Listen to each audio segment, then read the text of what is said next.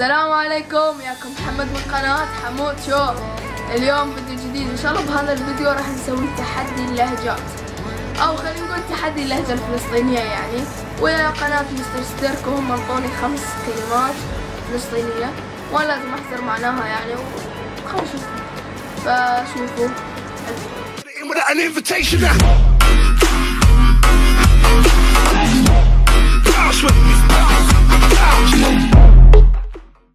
مرحبا، كيفكم متابعين قناة حمود شو. أنا اسمي محمد وأنا اسمي جهاد من قناة مستر ستيركو. واليوم حنتحدى محمد اللهجة الفلسطينية. حنعطيه 5 كلمات في اللهجة الفلسطينية وهو يعرف في العراقي. ولا تنسوا تزورونا، رابط قناتنا تحت بالوصف راح تلاقوه عند حمود شو. وزورونا ولا تنسوا تدعمونا باللايكات والاشتراكات، ولا تنسوا كمان تدعمونا له. وهيك خليكم مع المقطع. اوكي، بس قبل لا نبدا بالفيديو لا تنسون تشتركون بالقناه بالضغط على زر السبسكرايب. اسفل هذا الفيديو هو احمر، تدوسون عليه يصير ابيض، فانتوا يعني خلاص مشتركين بالقناه.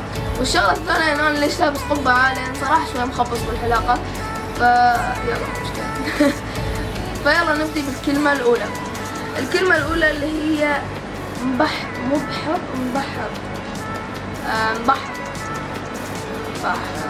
محبط مع قريبة يعني. أو مثلا بحار، دحيح يعني شاطر يعني قاعد على الأرض. لا والله، مبحط يعني قاعد على الأرض. أنا اللي أعرف إنه منبطح.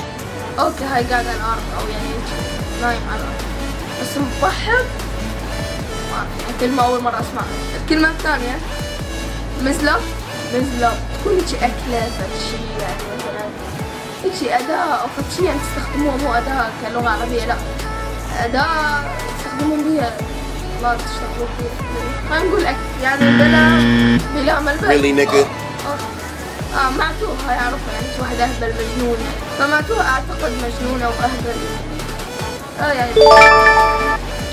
نروح للكلمة الرابعة. بوح. شنو؟ هاي اعتقد اكل. شنو بوح؟ هاي كلمة اصلا بوح يعني انظر. لا والله يعني انا اقول لك يا محمد روح بوح هناك، شوف هناك، ضوع هناك يعني صدق كذب.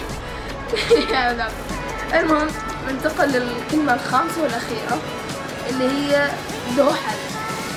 شوف دوحل انا اتوقع مثل هذا الواحد يكون متوسخ او دوحل، ما اعرف باللغة العربية اكو وحل، فيمكن ممكن نفس المعنى، واحد موسخ او طين تراب مثلا، او واحد خلينا نجيب غير معاني ما ادري اي شيء. دوحل مثلا مو مؤدب او مو شاطر، خلينا نشوف يعني غلال. انا فاهم الاولانية لما هتقول لي الثانية ما اعرف يعني دوحل ولا اصلا عرفت يعني غلال. المهم اتمنى يكون عجبكم هذا الفيديو. اذا عجبكم لا تنسون تشتركون بالقناة وتحطون لايك للفيديو، وهم لا تنسوا تفعلون زر الاشعارات. واذا عجبكم اكثر واكثر سووا له شير، ومع السلامة.